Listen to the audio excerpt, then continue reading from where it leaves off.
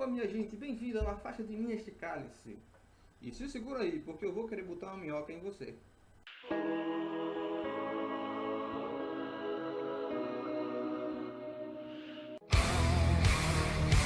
Como beber dessa bebida amarga, daquela dor engoliram a puta. Mesmo calada a boca, resta o peito. Silêncio na cidade não se escuta. De que me vale ser filho da santa? Melhor seria ser filho da outra. Outra realidade menos morta. Tanta mentira, tanta força bruta. Vai, afasta de mim esse cálice de vinho tinto de sangue. Esse é um espaço criado para a gente discutir as mais variadas coisas. Desde religião, política, sexo, dane-se. Nós vamos falar de tudo. Se você não gosta de ter os seus pensamentos questionados, não assista esse vídeo. Eu vou querer lhe confrontar e você com certeza vai sair daqui aborrecido.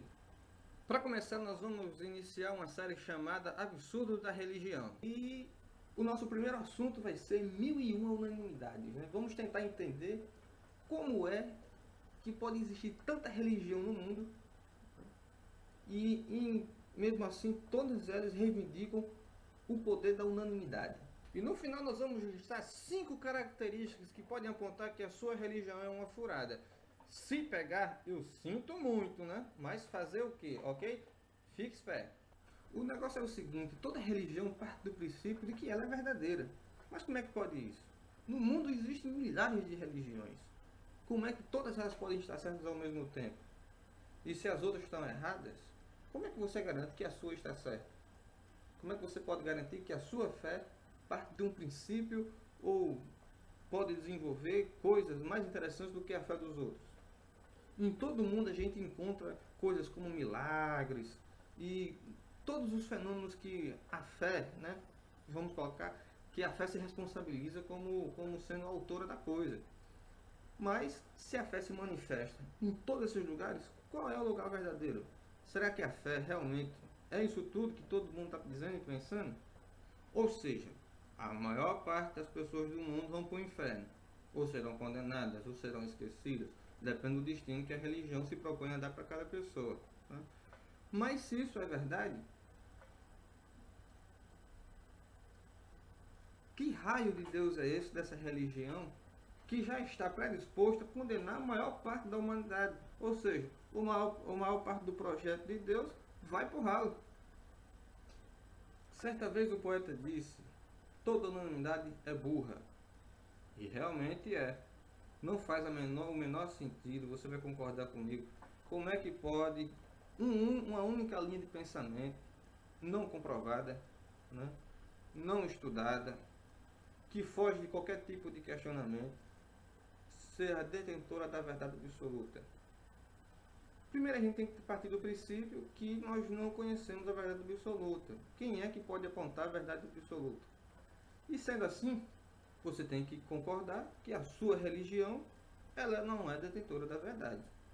Ela pode ser um mero caminho, uma forma que se encontra de se tentar chegar a Deus, mas aí você já tem que admitir que não é a forma mais perfeita. O jeito mais correto de se alcançar Deus é o do jeito que você não está fazendo.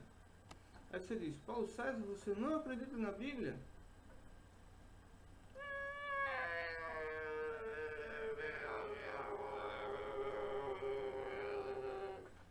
É lógico que eu acredito. A Bíblia é um livro histórico magnífico. E nela estão escritas muitas coisas. A gente também tem que entender que a Bíblia foi escrita por homens. Mas na frente nós vamos discutir a origem da Bíblia. Tudo isso comprovado historicamente. E você pode ficar bastante assustado para saber, quando souber, onde foi que a Bíblia surgiu, como foi que ela surgiu e quem foi que montou ela, tá certo? Alguém pode pensar, mas que cara irresponsável, ele tem noção do que seria da sociedade sem a religião? Muita gente ia matar, roubar e não ia ter culpa na consciência de ninguém, as pessoas iam viver loucas por aí, transando em qualquer parte. Não seria nada estranho. Mas, enfim, isso vai depender muito de cada um, né? Existem pessoas que não podem viver sem certos limites, né? Você vai concordar comigo que uma criança precisa de limites. E aí nós vamos falar em níveis de consciência, níveis de responsabilidade, né? Existem pessoas que realmente precisam de limites, tal como uma criança precisa. Se por acaso você sente que se você deixar a sua religião, você vai sair por aí fazendo merda, pelo amor de Deus, faça um favor para você, para mim e para sua mãe. Não saia lá de dentro, tá certo? Fique lá dentro. Lá vai ser o melhor canto do mundo para você, não tenha dúvida. Porém, isso não fica para todo mundo. Eu, pelo menos, sou um cara meio inconformado com esse negócio de religião. Eu passei 10 anos dentro da igreja, protestante, e simplesmente hoje em dia a coisa não me entra mais. Nada contra. Admiro, gosto muito, acho muito bonitinho os caras lá cantando. Eu também cantava, era muito legal na época. Só que a coisa ficou chata com o tempo, né? De repente a gente começa a fazer perguntas que as pessoas não se sentem à vontade respondendo. E isso foi muito chato. E hoje eu estou aqui para tentar conversar com vocês, dividir um pouco do meu pensamento, absorver um pouco do pensamento de vocês, para a gente tentar desenvolver uma coisa mais interessante do que o que eu sou hoje, não é verdade? Porque eu não quero ser unânime. Como a gente já disse, todo unanimidade é burro. Imagina só, se todo mundo fosse que nem eu, o mundo estava uma merda, né? E a própria Bíblia está cheia dessas verdades. O próprio Cristo, ele demonstra uma sabedoria formidável, formidável mesmo. Algumas pessoas podem até dizer que Cristo não existiu. Eu já ouvi teorias como essa, que Cristo foi um ser criado, um personagem, né? Mas aí eu teria que dar os parabéns, em todo caso, ao Pai de Jesus. O cara que inventou o personagem Cristo. Se é que ele foi inventado. Particularmente, eu acho que existem muitos indícios que provam que o Cristo realmente existiu. Até outro dia acharam até uma urna com o nome do irmão de Jesus Cristo, o irmão de Jesus Cristo, o Tiago, né? Como estava lá, Tiago, filho de José, irmão de Jesus, tá. Isso foi comprovado e, sinceramente, é mais do que suficiente para provar que o Cristo é um ser realmente histórico, é um ser realmente real. E o cara esbanjava uma sabedoria descomunal. Até então, ninguém tinha visto nada muito parecido. E até hoje, as coisas que ele disse fazem muito sentido. Ele alcançou níveis sociais, apontou parâmetros sociais, culturais e espirituais que até hoje é absurdo pra gente. A gente acha muito bonito, mas morre de medo de querer obedecer, né? Uma das coisas muito interessantes que ele disse, e eu me apego muito, isso faz muito parte de mim, foi o trechinho que diz: e vocês conhecerão a verdade, e a verdade vos libertará. Isso é uma coisa muito interessante. Toda religião, se partisse desse princípio, acrescentaria muito mesmo na sua cultura. Porque pensamos bem, se a verdade liberta, o que é que nos aprisiona? O que nos aprisiona é o engano, é a mentira, a falsidade, né? E sendo assim, a gente também pode pressupor que tudo que prenda, tudo que aprisione, tudo que limite, tudo isso é falso. Se fosse verdadeiro, libertava. E aí a gente pode deduzir que isso se aplica a todo tipo de coisa, como por exemplo, um amor de verdade não pode aprisionar ninguém. O amor de verdade ele liberta, ele dá asas, deixa a gente todo cheio de pozinho do pirim-pim-pim, não é verdade? E vai por outras coisas, como por exemplo, imagine só, amizade que prende, amizade que escraviza, amizade que limita. Não é uma amizade de verdade. A amizade de verdade nos dá asa, nos dá um companheiro para caminhar com a gente. E não um camarada para agarrar a nossa perna, né, e fazer a gente pagar a conta do... Fala sério. Partindo desse princípio, nós vamos entender que muitas religiões, a religião em si, é uma coisa bem frágil, é uma coisa bem falsa, é uma coisa bem mentirosa. Eu não estou falando da sinceridade das pessoas que estão lá dentro, né, das mais diversas religiões. Eu cresci em um lar cristão, né? De certa forma, você pode até me confundir com um cristão. Não vou nem dizer que não sou, mas talvez seja o que eu mais me assemelho, seja ao cristianismo. E eu gosto da ideia. Mas a religião, nós temos que concordar que ela aprisiona muitas pessoas. É uma limitadora de pensamento. É uma impositora de formas e métodos e padrões de se alcançar Deus. E, sinceramente, tudo isso, pelo menos se fosse baseado em que a verdade liberta, vai ser mentira. Como é que eu posso ser condicionado a obedecer regras e ritos que, se eu não obedecer, eu vou ser excluído, eu vou ser limitado, eu vou ser afastado, vou ser olhado diferente? Que espécie de verdade é essa? Isso não vai ser verdade, isso é uma mentira.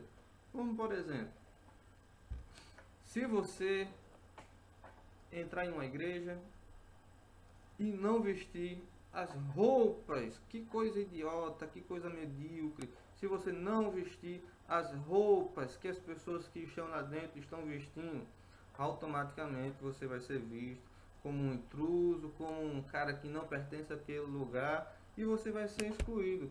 Que espécie de liberdade é essa que você sequer pode vestir a roupa que você se sente bem vestindo?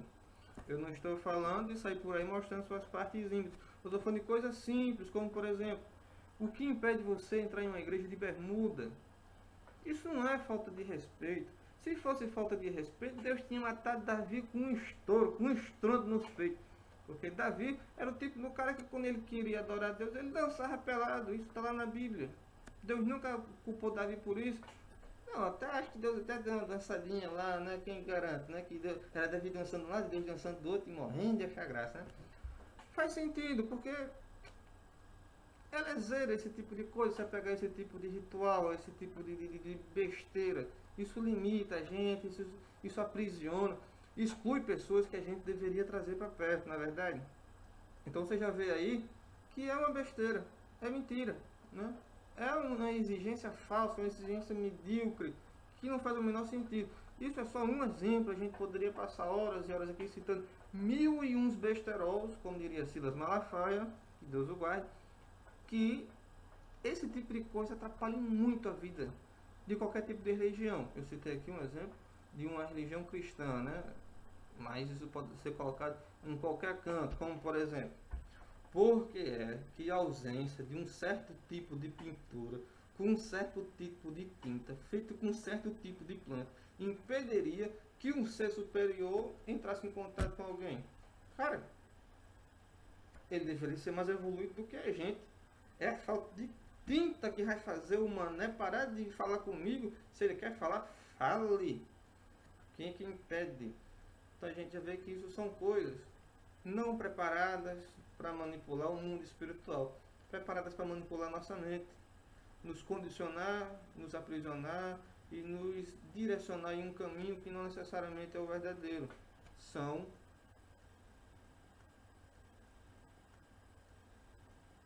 Vê só qual é da religião.